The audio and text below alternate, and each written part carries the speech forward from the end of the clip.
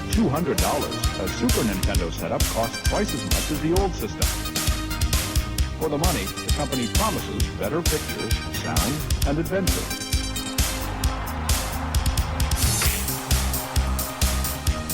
Now you're playing with power, superpower. You're the king, I tell you! The king! Only for Super NES. Only on Super NES.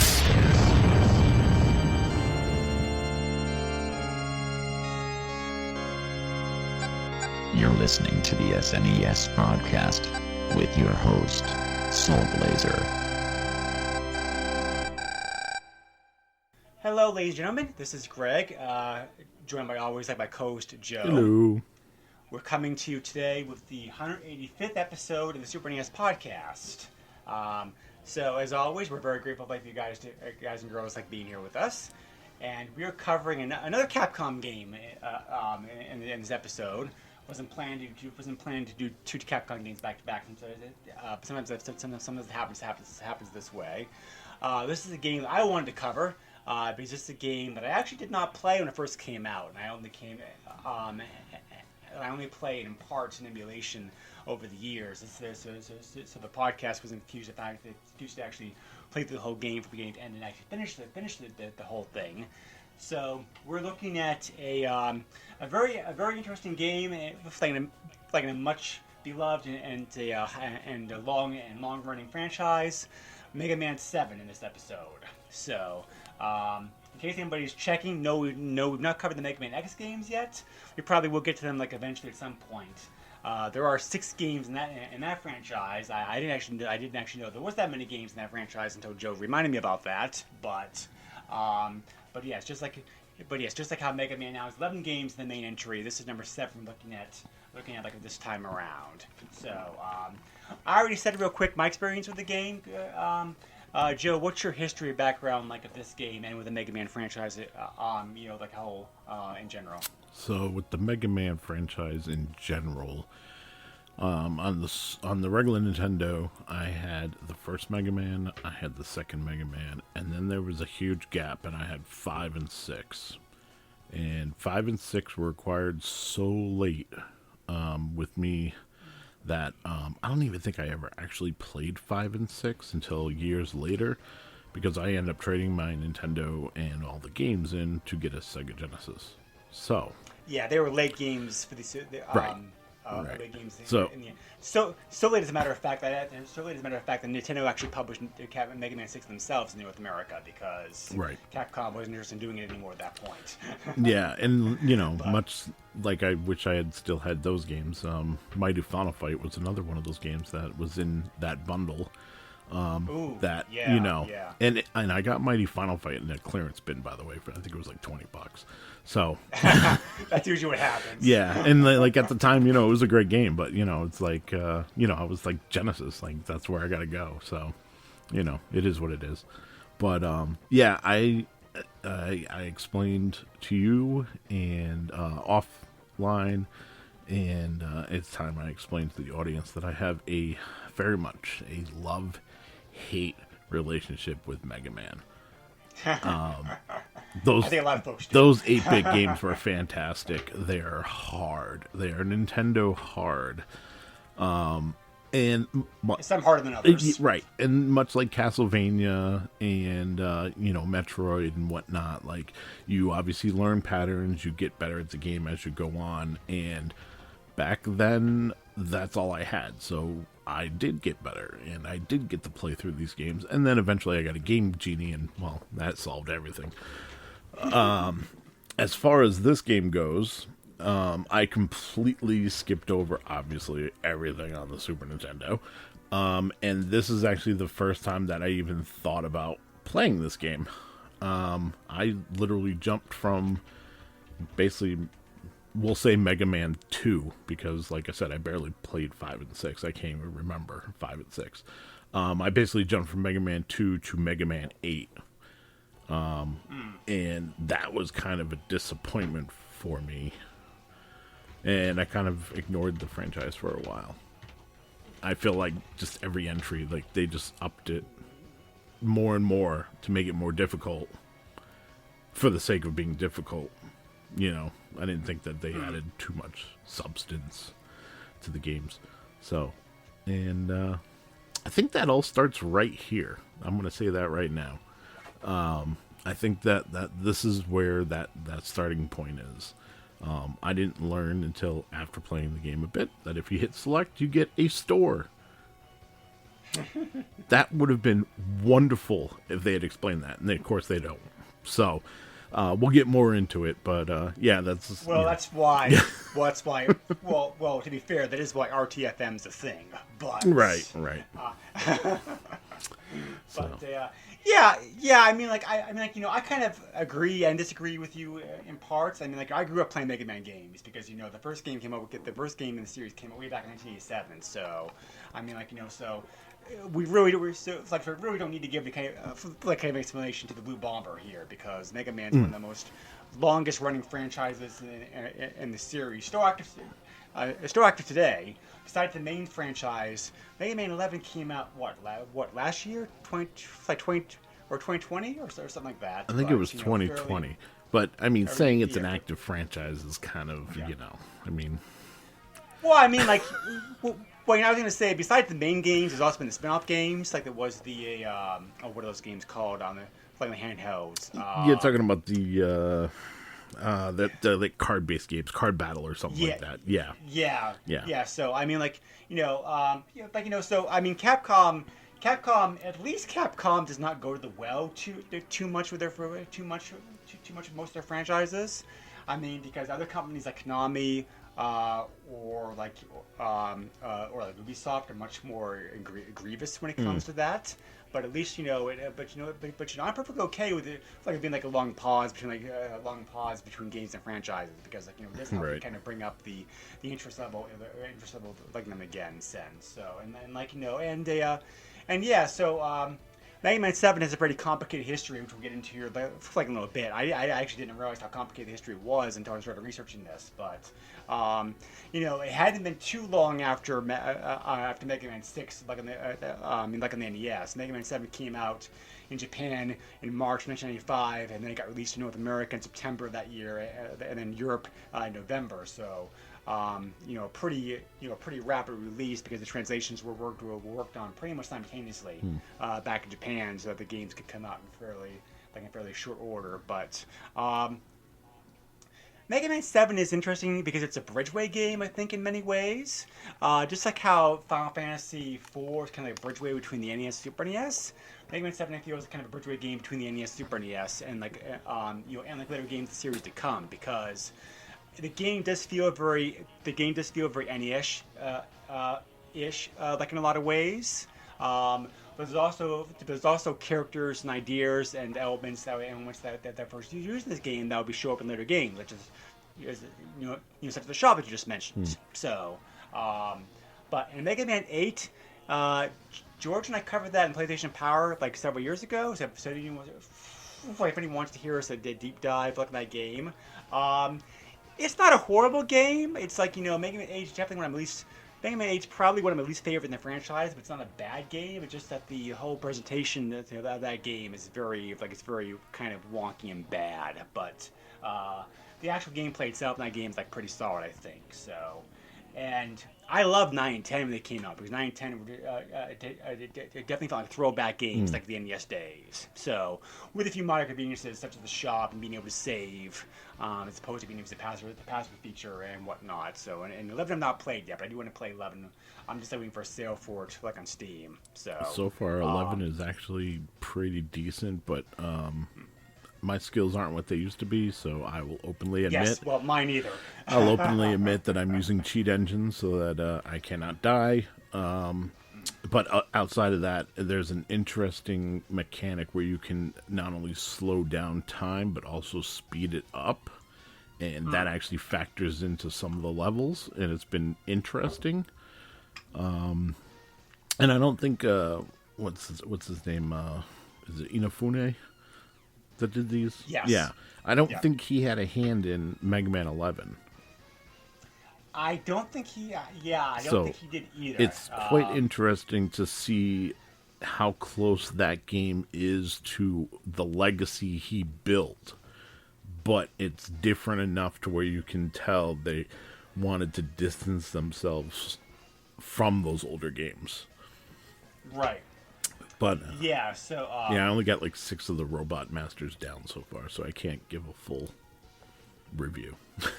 Yeah, he left Capcom in 2010. So. Right, and that's how we got Mighty Number Crap 9.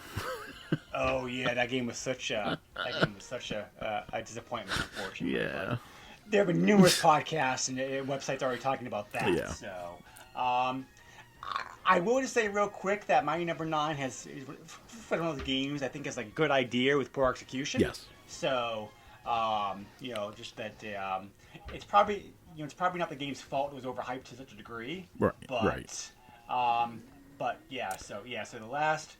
Yeah, so, and also, Inafubi did work in the series, but he wasn't quite the famous person that everybody thinks he was with the franchise. Right. So, because there's always been a very, like large team of Capcom working on the games. Well, most games. Again, we'll get into that. Yeah. But yeah, so Mega Man 7 is interesting. It's interesting, like we said before, for several reasons. It does have both like throwbacks to older games and the older games on the NES, and also has elements which you're going to see later, which you're going to see like later games in the franchise. The actual gameplay is pretty solid. Anybody who played the NES games will know right away what they're doing here with this game, because the basic overall look and feel of the game is the same. And Mega Man operates pretty much the same. I mean, he can jump, shoot, slide, charge up his shot with Mega Blaster, which is a power added back in Mega Man 4. He has Rush that he can get power-ups for. Three different kind of power-ups. You can get energy capsules to give you energy. Energy tanks that you can use to be able to get you energy. Energy like in those things. You have battle against there's 8 stages in the game against 8 various Robot Masters. Then you get your classic fight against Dr. Wily. There's boss battles, there's secrets to find, and secrets to find in several stages. This is all NES familiar for anybody who's played the games before in the past, but yeah, there are also at the same time concepts introduced that you're going to see later games. Like for example, the shop. You're able to earn a bolt as you play through the game, and at a certain point in the game, you unlock the ability to be able to access a shop where you can buy things like rush power-ups, extra lives, power capsules, that kind of stuff. So that's really helpful. And later games in the same franchise also make good use of that.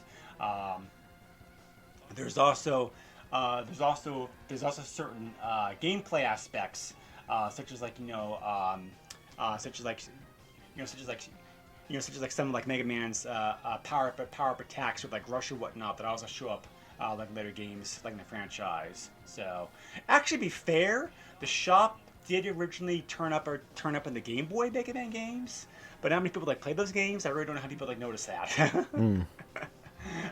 Which is a shame, because the Mega Man Game Boy games actually pretty solid. But the shop was definitely introduced in a later degree, in in the games to come for sure, definitely. So, and you have and this game also features a lot of old and familiar characters in the game. You have Dr. Wily, of course. You also have Dr. Light, his creator, Roll, his assistants.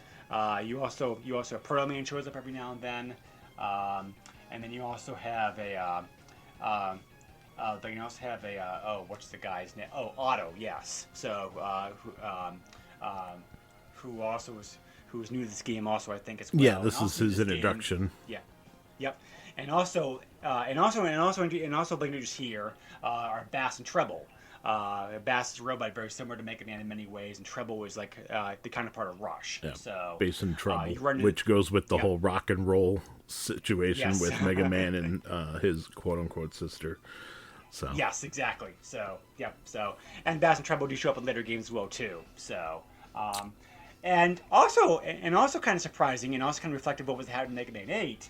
there actually is a pretty deep plot with this game, which is just something many of these games really did not have, because the plot thing in this game was always kind of like it was always like pretty basic. It's like it always the actual nuances and the events change from game to game.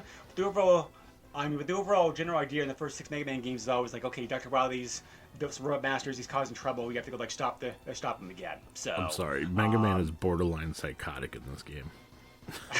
There is so much story. I was surprised at how much story there was, and of course, I was too. Yeah, because it's been a long time. Because it's place to play this like I if said. you guys know me, but... I'm not. Sometimes I'm big on story, sometimes I'm not. I fast forward through every single talking section in this game because it just got way too long. But I think it works pretty well in this game compared to like Mega Man 8, which is like, I don't even want to talk about that. But yes, this is better than Mega Man 8. But anyways, I found it very interesting that like right off the bat, like Bass is like. He's like, I'm your friend, and then like he does the double cross, like of course he does. Yeah. But then like soon after he's like, I'm your friend. And I'm just like, like come on, you're killing me. And then, like Mega Man literally breaks at the end. Like he is going to kill Dr. Wily. He's legit going to shoot Dr. Wily in the face until Bass shows up. So it is what it is. I do have to admit, I've always loved Treble's design. I think he's a pretty cool looking dog compared to Rush. Kind of reminds me of like it kind of reminds me like if Sonic would look like cross of a dog. Yes. As far as very true. As far as I said, but yeah, Proto Man looks pretty cool in this game too. I thought. Yeah, I mean, Proto Man's always kind of looked cool. To be fair. And I like Bass's design as well, but yes. And I'm sure at some point we'll get to it on this podcast, but there is a Japanese-only Rockman and Bass game where you can play as either Rockman or Bass through the game.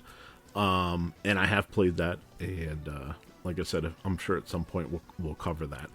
But there's a little bit of that here in this game, which we have for like we get here.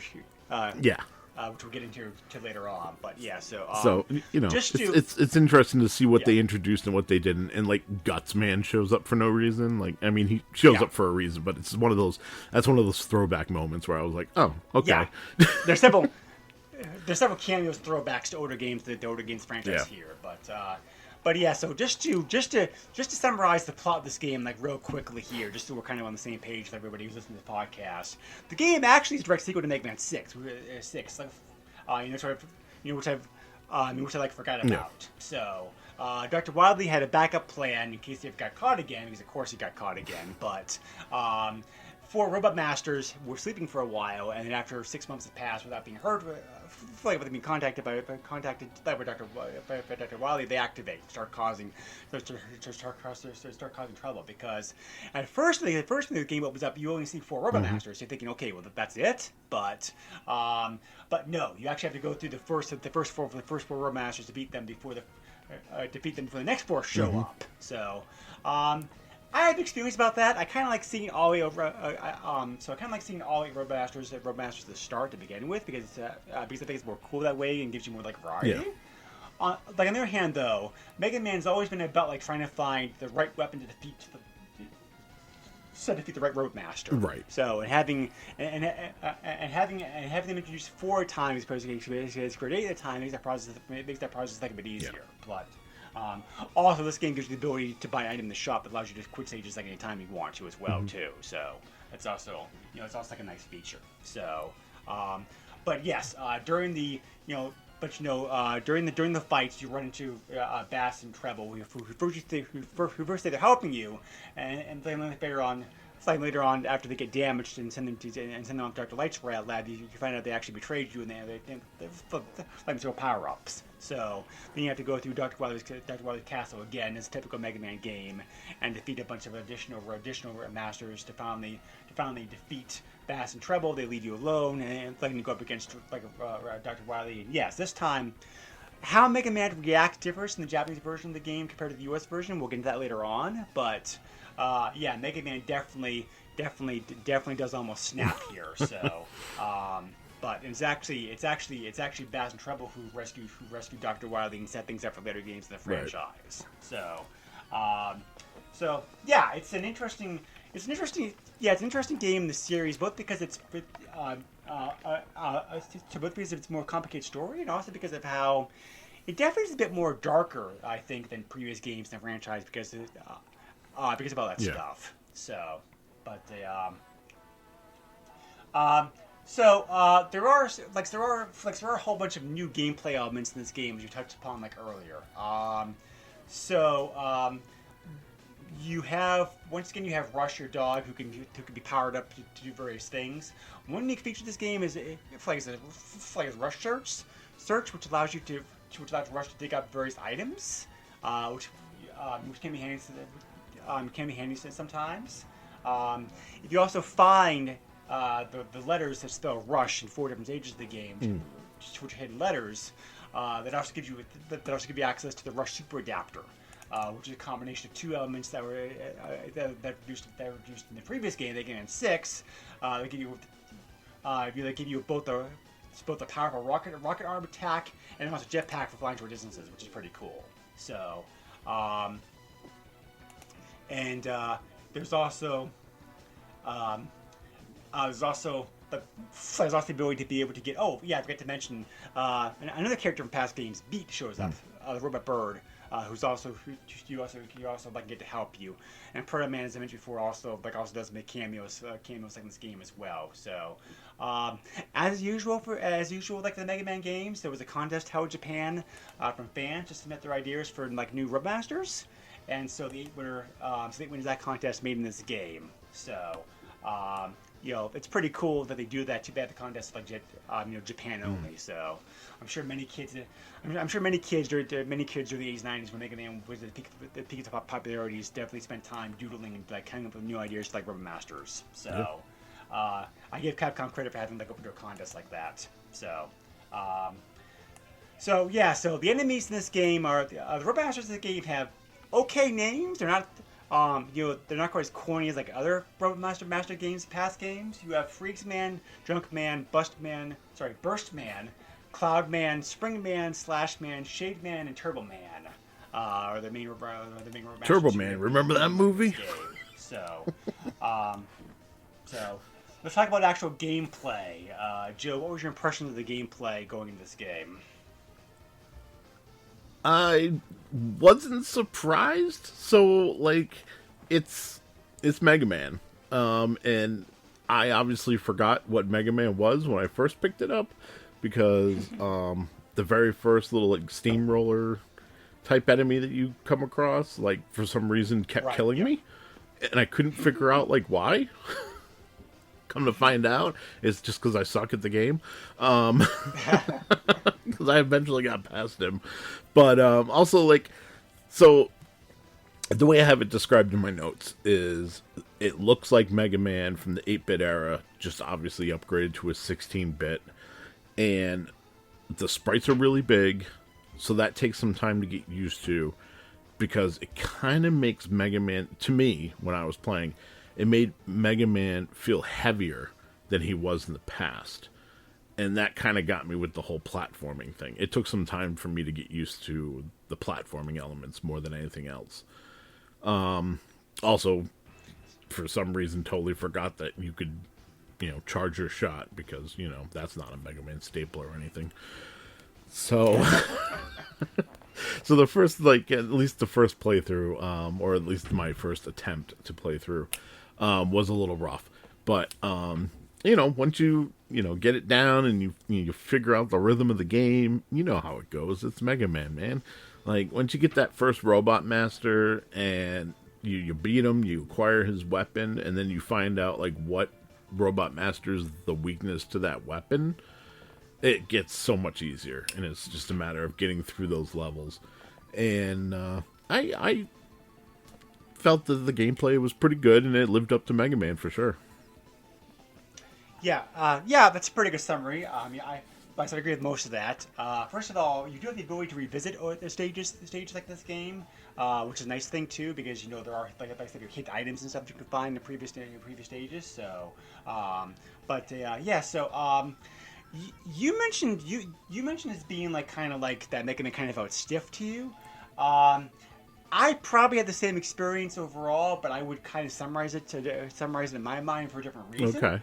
I think that because the graphics, don't get me wrong, the graphics of this game do look great. The sprites are large, colorful, detailed. They're very nice looking sprites. Yeah. The graphics of this game are very nice. However, because they are so big, to me, making it felt claustrophobic.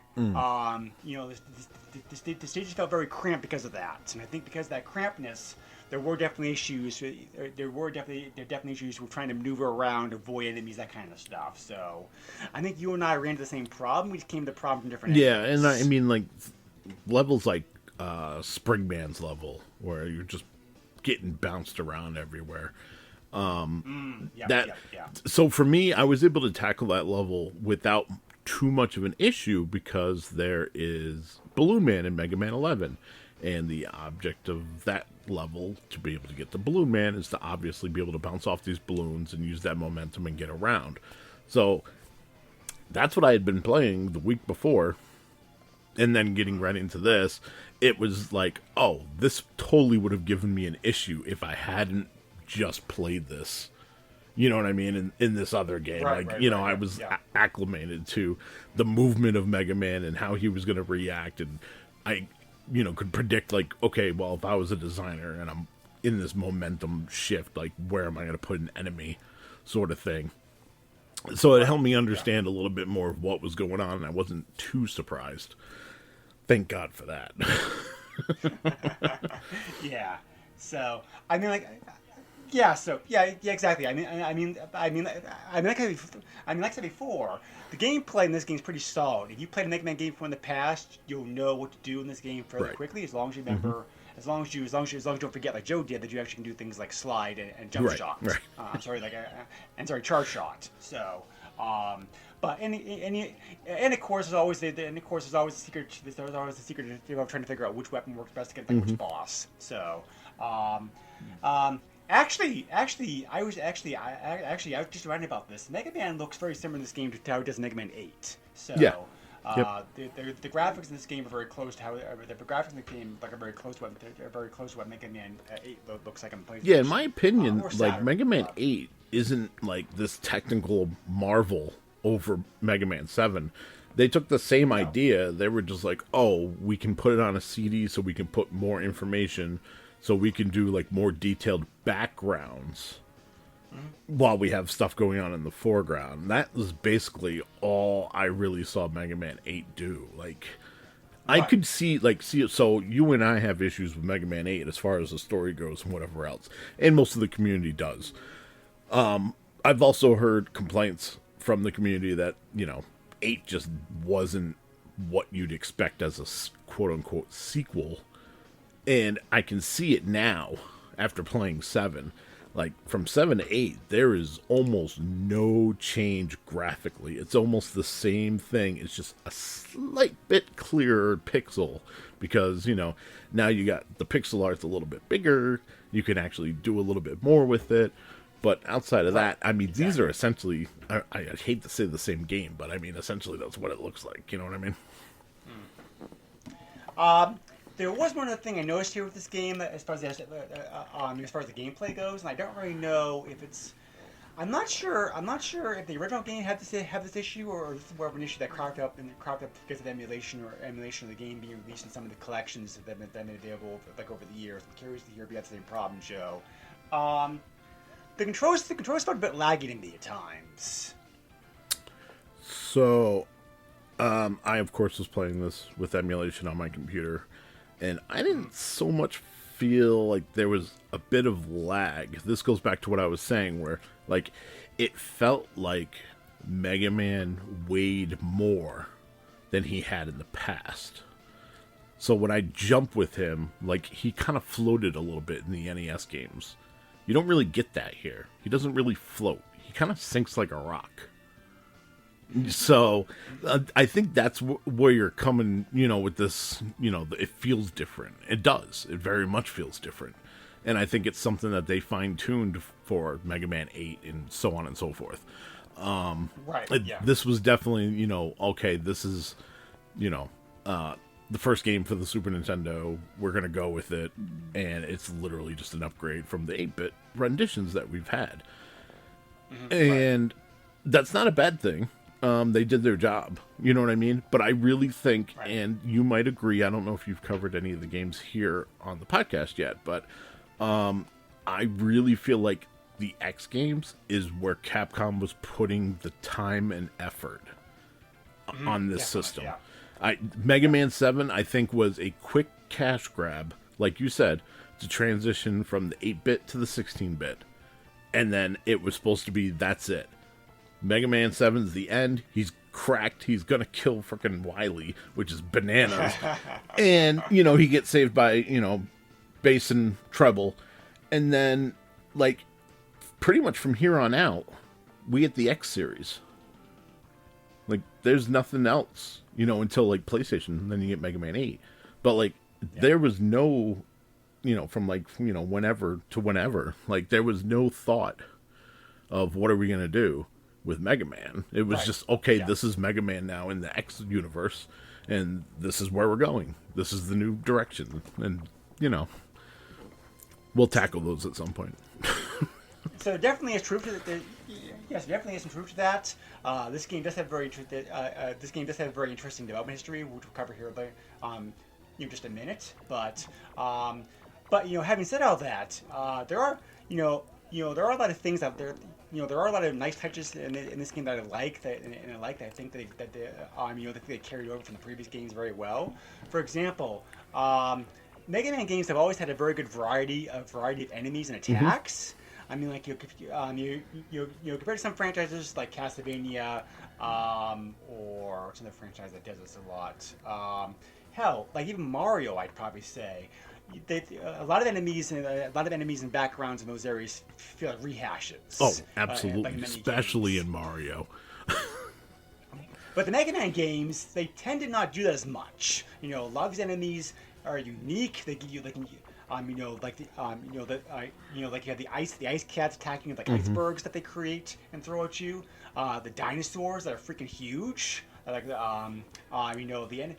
This game bubbles with the same exciting, interesting enemies and their attacks and whatnot that the previous Mega Man games also had. So that's always fun to go through. Because each stage, you can't approach each stage the same way like you can, for example, like Castlevania or a Mega Man game. Or a Mario game. You have to. Each stage in this game is different enough, like it is in most Mega Man games, that you have to approach each stage a different way. Right. To come at it with a different mindset. You have to use different weapons. You can experiment. Experiment to see what goes to see what works best. The bigger sprites mean this game is an easier target, which I think is making this game a bit more difficult, in that sense. However, I do appreciate the fact how the same solid gameplay is here. Whether I said solid. I didn't necessarily say enjoyable. Whether or not enjoy it or not, depends upon experience with the Mega Man games. Some people love this, some people hate this. But that's why I said, if you like that's what I said earlier. If you like the NES Mega Man games, there's more of the same here, which is both good and bad.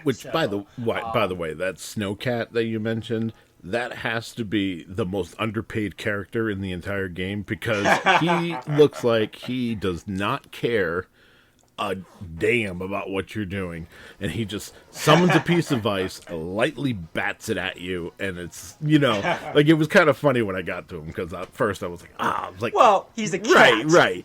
No, I get the compare, what they're doing, but yeah, I mean, when does a cat do? Yeah, when does a cat do? When does a cat spend much effort under? Oh, anything. I don't know. I just expected to be jumping at me or whatever, but it was literally just sitting there like it was batting a piece of yarn. I was just like, the first couple times it hit me, I was disappointed with myself.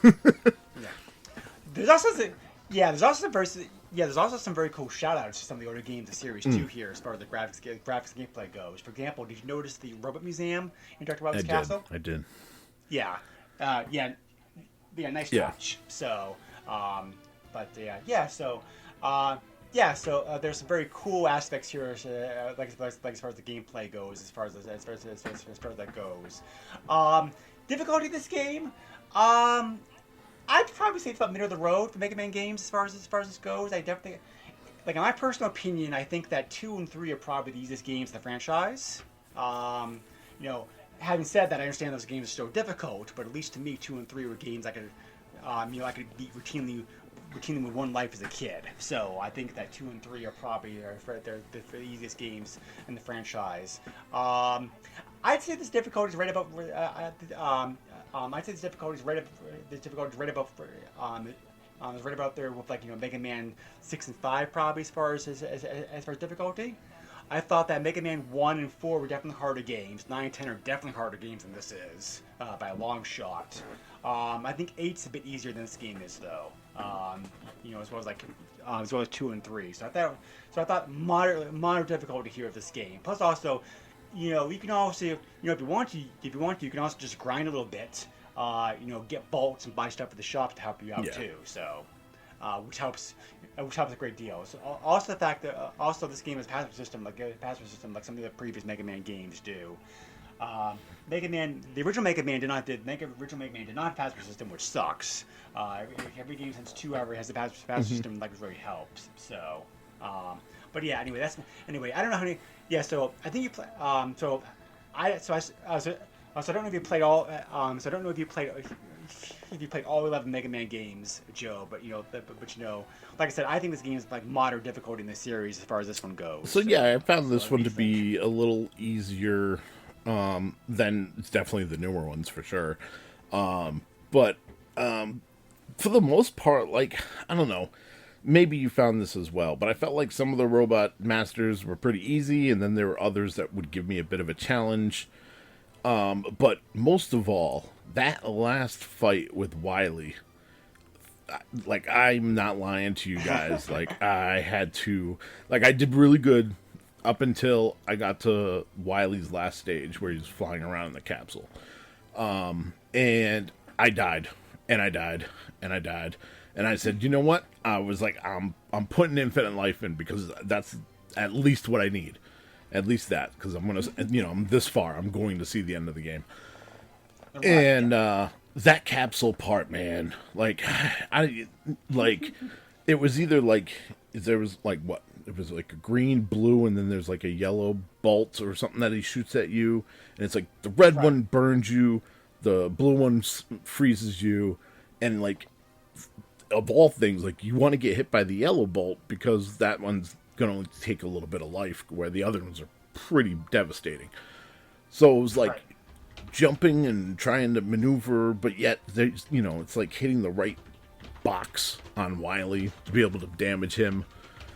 And he just flies around, sometimes in places that you can't even reach, which is really infuriating because he shoots his little bolts out, and then if you avoid those, he gets real mad and drops 3 or 4 bolts to the ground, and then you gotta avoid those as well. I don't know. As far as final bosses go, this was probably the most frustrating situation I had ever been in. I could not believe it. I was having fun with the game overall, and I still give it a fun overall rating. But this final boss fight is such a pain that I almost wanted to just say, you know what, screw it, I'm done. I'm not going to see the end.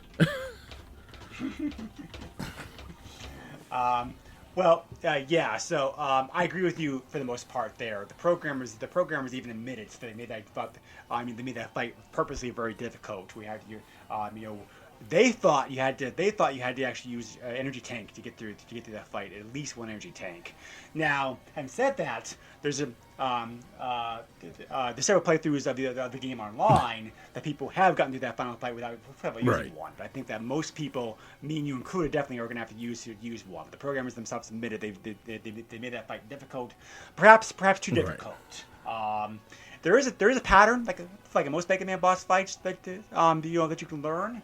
But yes, it is a very difficult fight. I still think so I don't know if you played this yourself, Joe.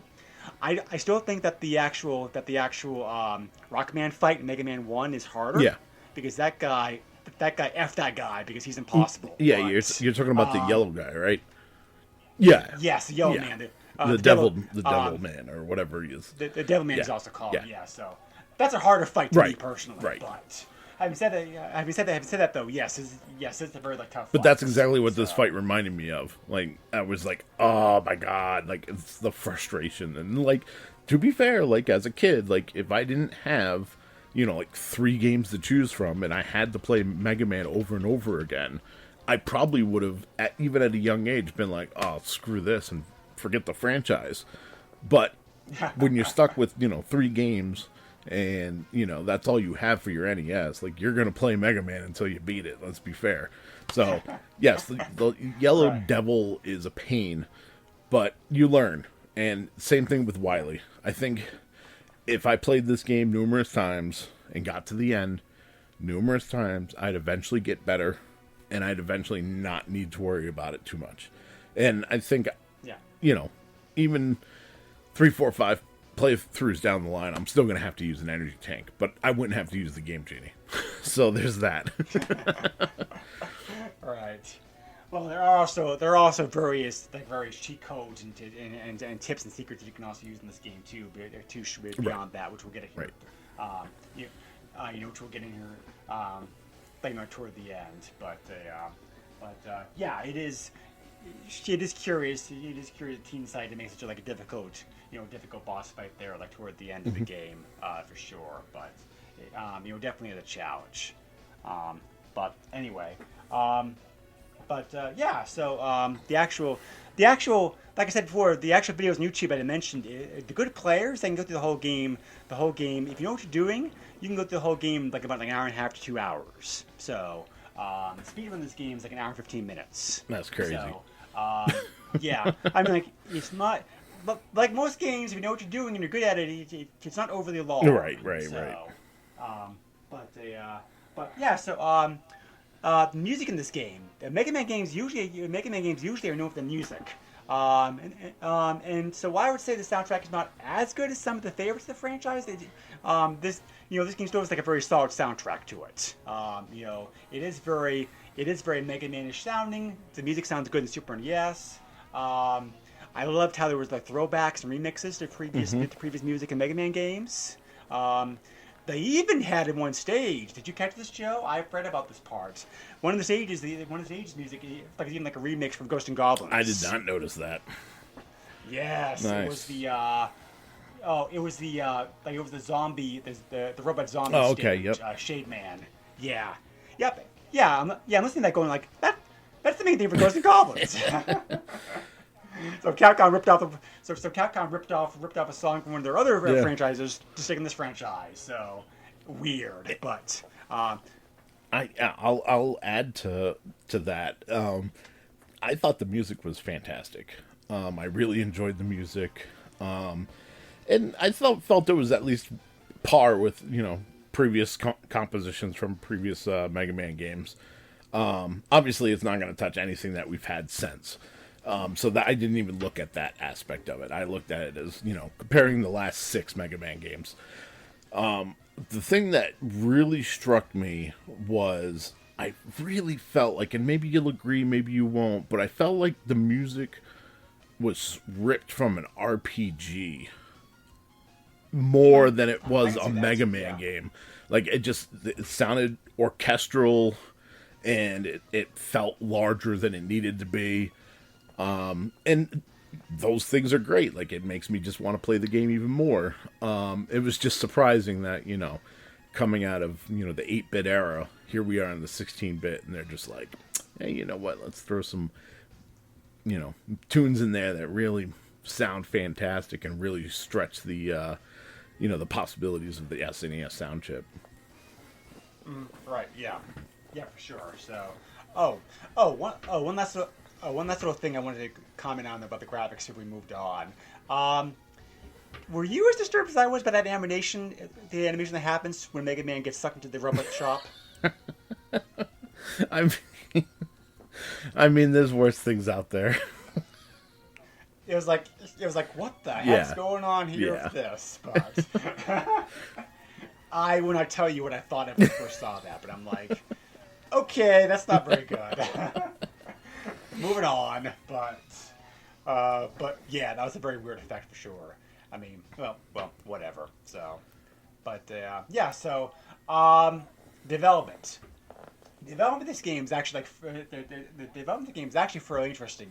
I I didn't actually know about any of this stuff until actually doing research on this game. As I mentioned before, Mega Man 7 came out in 1995. It hadn't been that long since Mega Man 6. Mega Man 6 came out originally in Japan in late 1993 with a Flag North American release in 1994. So I've been it's been like 3 years basically by the time like Japan. But and Mega Man X had come out with Super NES the previous year like 94. So and Mega Man X was a huge hit. Everybody loved the game. It was a smash success for Capcom, et cetera, et cetera. So so the game actually did very well. But anyway, so but even though the game did very, very well, the gameplay for Mega Man X was different enough that there was some pressure both within and outside of Capcom to make a game more like the original Mega Man games and not the Mega Man X formula. They were, but Capcom was also something. But Capcom already had a large team dedicated to making the next Mega Man X game, Mega Man X2. And so Capcom was finally like, okay, if you guys want to do this game, we'll allow you to do that.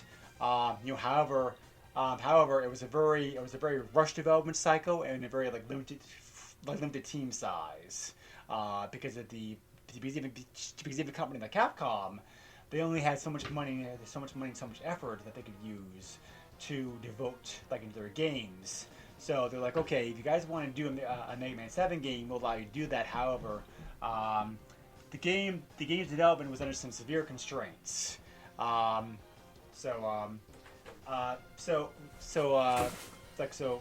me ask you, Joe, if you thought that, what would you say probably the development time that Capcom's team spent working this game was in Japan? How long do you think the game keeping in mind that the average length of development of Super NES games time period was about maybe 6 to 12 months, or sometimes even longer, like 2 or 3 years. How long do you think Capcom took to develop this game? I heard 3 months. 3 months for 7 people. Isn't that crazy? It's insane. This game has no right being as good as it is, considering that development cycle. So I got stuck with the whole shop thing. I actually found when I was looking up a review for this game, and that was one of the first things they mentioned, is that this game had a 3-month development time, and I was like, no, there's no way this game took 3 months. And I even put it in my notes, some of the things that we talked about, like the way the Mega Man feels and everything else. Some of the designs, like the lazy cat, Wily, being super difficult, I felt like was indicative of a rushed game. And that was my impression, which is when I found out it took 3 months.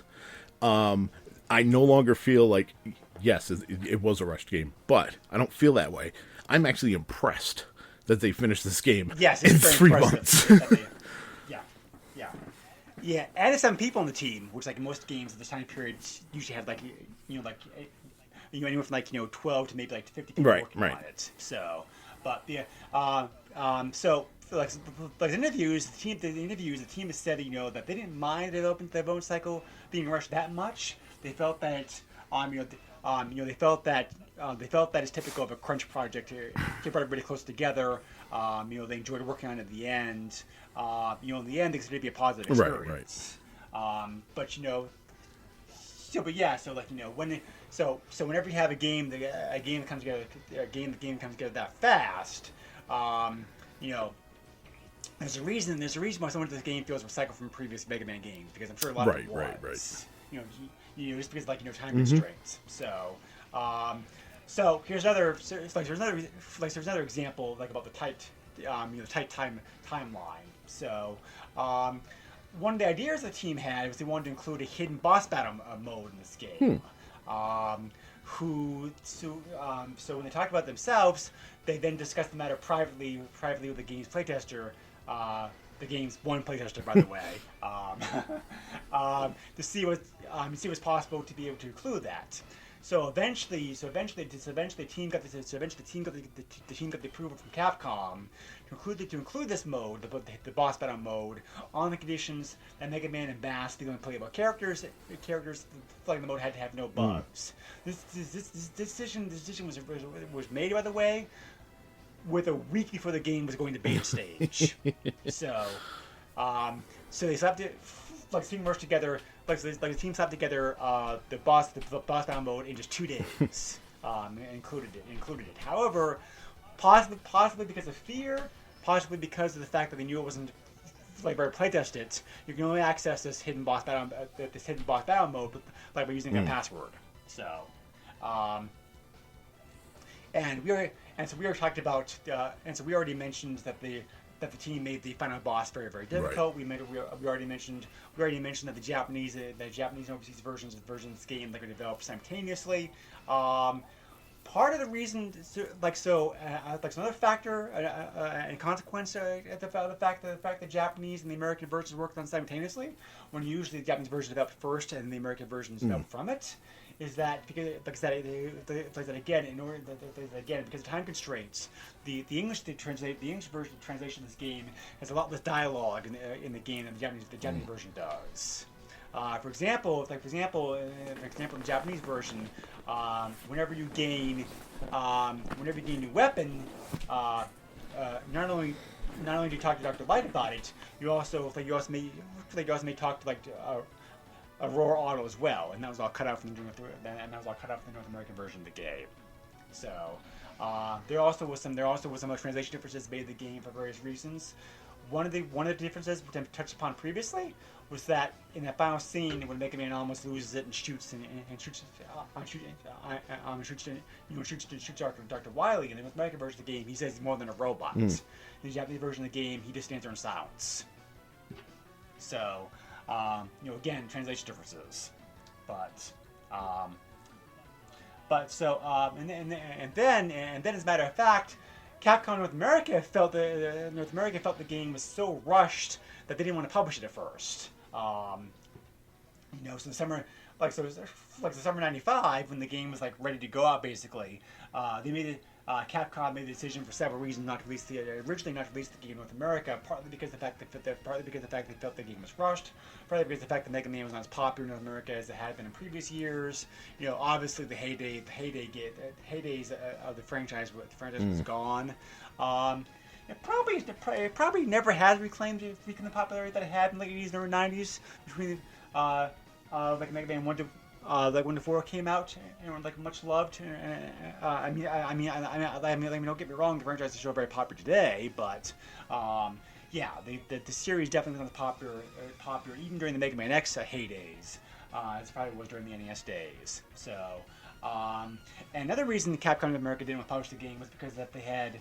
The previous year, Capcom had badly underestimated the demand for their games, and as a result, there was a glut of Capcom carts available for several of their games they released back in 1994. So they were like, well, this could be a financial loss for us if we release the game here in North America. Eventually, however, Capcom relented to negative criticism and comments from the fans that the franchise really wanted the game by releasing the game. However, Capcom hedged its bets because of the popularity, not because like I said, that they said that they had overestimated supply in past years by doing a very small print run of this game. And unfortunately, Capcom guessed wrong again because the print run was not big enough to meet demand for the game. And as a result, this game, and the original Super NES version, is very rare and very expensive to get your hands on today, which we'll talk about here toward the pricing toward the end. So they got burned at both ends, unfortunately. So so despite that, despite all that, the game did moderately well when it came out here in the States. It got moderately good marks in the magazines. Reviewers complained about many of the same things that we talked about, and people consider a lot of considered the game to be a holdover for the next Mega Man X game, which it really was. And lacking in some ways the X series, which again it kind of is, but Mega Man and Mega Man X are two different different franchises. So the actual game ranking score for this game Aggravator from everything all together, looks like it's respectable 70% or 7 out of 10. So not bad. I kind of agree with that rating personally. So EGM gave it 7.4 out of 10. Game Informer gave it 7 out of 10. Game Pro gave it 3.75 out of 5. Next Generation gave it 3 out of 5. Nintendo Power gave it 3.4 out of 5. Respectable moderate scores. So, and most modern games, most modern gamers kind of feel the same way like with the game that the people did back in the day as well, too. So, it's a good thing. So, offsetting the very expensive cost of this game in its original card form is the fact the fact that luckily for us this game has been released 5 times since it came out. So luckily for us, because it is a Mega Man game, and Mega Man games have been released numerous times over the years. So the first re-release was a very special. The first release was a very special Nintendo Power Super Famicom release. In Japan. So shortly after, a few years after its original debut, the game was included with the Mega Man Anniversary Collection on the PS2, GameCube, and Xbox. I had that collection. That's a very good collection. So, that collection had Mega Man 1 through 8 on it, as well as having some bonuses like some unlockables on it, like on as well too. So. The third release was on the Wii U Virtual Console in 2014. The fourth release was on the Nintendo 3DS Virtual Console in 2016, and the most recent release of the game is the Mega Man Legacy Collection 2, which is available on both Steam and Switch. So if you want to play the game now, that collection is the easiest collection and the cheapest collection too to get your hands on. I do not have that collection yet, but I do have it on my wish list to pick up at some point as well too. So, but anyway, so also one last interesting trivia tank here. The Mega Man series, which is called Rockman Japan, usually has usually has these very elaborate, fancy Japanese subtitles. This game's no exception. Translated, this game's name in Japan is Rockman 7 Showdown of Destiny. Okay, that works. But anyway, that's pretty much the game. Pretty much game nutshell. Overall, I like this game. I think it's very moderate. It's moderate entry in the field. Not the best game. Not the worst game. I think this game is better than Mega Man 5, 6, and 8. I don't think it's good as 2, 3, 9, or 10, for example. It's a very solid game. It's basically what like I'm saying, more of the same. If you like the NES games, the Mega Man, but also what's more modern features available in the game as well, then this game's very nice compromise. Again, there's a whole one foot in the past, one foot in the future kind of thing going on here. So it is hard. It's not the hardest game in the franchise, I think, but it's a very challenging game. And like I said, there's nothing very new, there's nothing very new or amazing here. You're not going to have that bonky anime story that Mega Man 8 has. You're not going to have the throwback to this nostalgia that Mega Man 9 and 10 have. But especially considering the very rushed development cycle this game had, I think it's a very solid, competent game like the franchise, and still like pretty fun to play today. Agreed. So, was there anything you want to say before we move on to cheat codes and eBay pricing, Joe? No, we pretty much covered everything I had in my notes. But okay, so anyway, on to the available cheats in this game. There's several. First of all, there's a glitch in the game. I'm not surprised there's a bug, considering the rush development cycle. But this is the only major bug. Then it's pretty good. There are ways to instant kill both Turbo Man and Spring Man in the game. So I will not go into that detailed process here, but you can look it up if you want to. Suffice it to say that it does exist.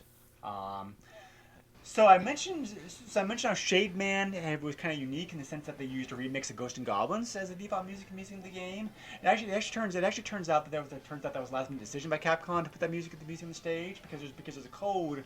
Because there's a way to access three different other music sound. If you three different other music tracks that can play on stage, which kind of reflects that Capcom kind of made a last minute decision as to what music to stick on that stage. So to do that, you highlight his level. You cannot defeat a Shade Man for this to work, by the way. And then push and hold the B button and push start to start playing it. So there's a way to get Pro Man Shield in this game to help you out as one of the items. Did you figure this out, Joe?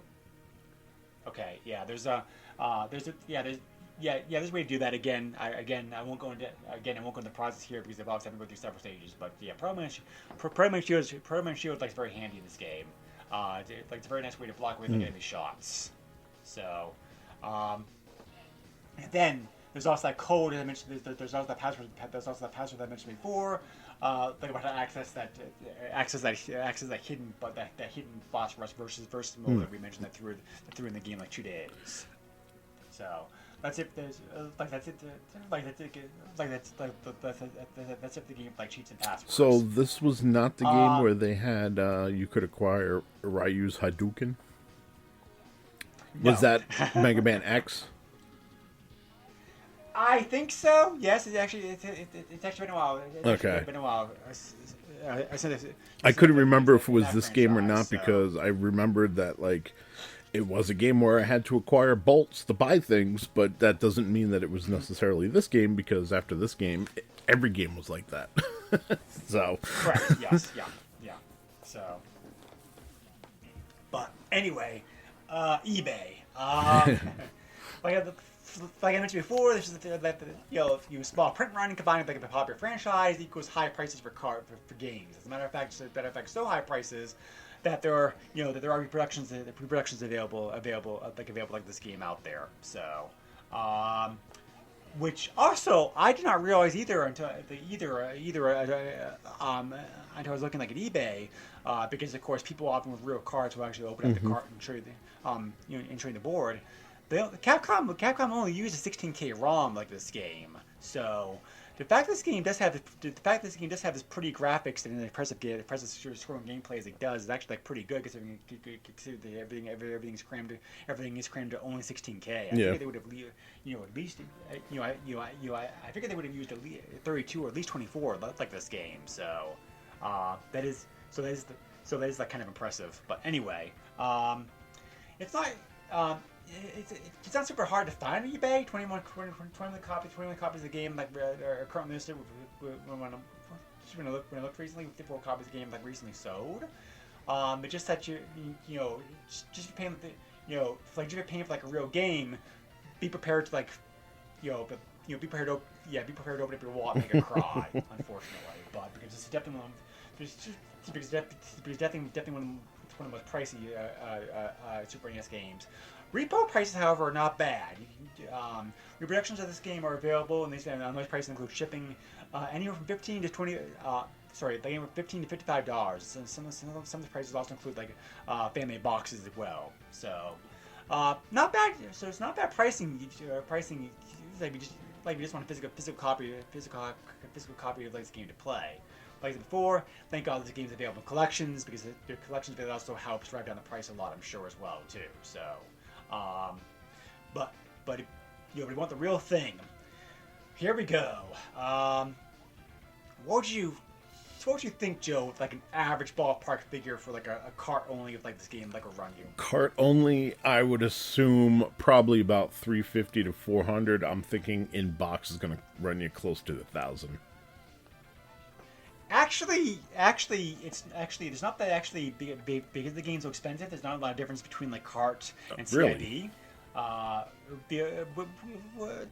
Which is different than most Super NES games, I admit. I think it's because, I think it's because that, again, I think it's because that high price the game already commands anyway. That's the best reason for it. You're pretty accurate as far as the high end of it goes. Real cards are sold anywhere from $120 to $395. And CIB copies, again, depending upon condition, have sold anywhere from $385 to $430. So, not that much more money to pony out for CIB copy, if you can find one, that is, because they are harder, because they don't come up as often on eBay as a cart by itself. But they are out there, and and for collectors, so if you're already going to pay out that much money for the game, it's not that much more money to actually go and make the manual in the box. So the pricing of this like is like pretty interesting, but. Anyway, like I said, thank God the game's available collection. Because, but anyway, yeah. So fun game.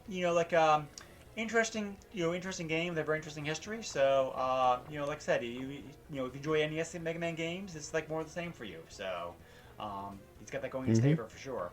But anyway, if you have any questions, comments, feedback, you can always reach us on our Facebook page. You can also send me an email if you want to.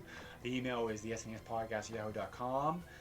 Joe, where can they reach you at? You can reach me on Facebook.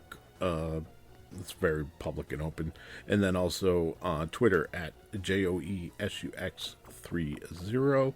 And I also want to plug our website on Facebook. We've had quite a few new members join the group, which is fantastic, and I want to see that continue to grow. So feel free. I put a post up thanking our new members, and I want to acknowledge them here as well. And please send us emails. Please give us feedback. Eventually, Greg and I will end up doing like a Q&A show or something along those lines, and we will talk about that stuff. Yes, we've had I do have some feedback. I do have some feedback I'm sitting on, and just trying to find a good time to actually do it. So we'll do a special episode coming up. You're coming up here pretty soon to cover all that, I think. But as a matter of fact, Joe, there's no solid plans for this yet.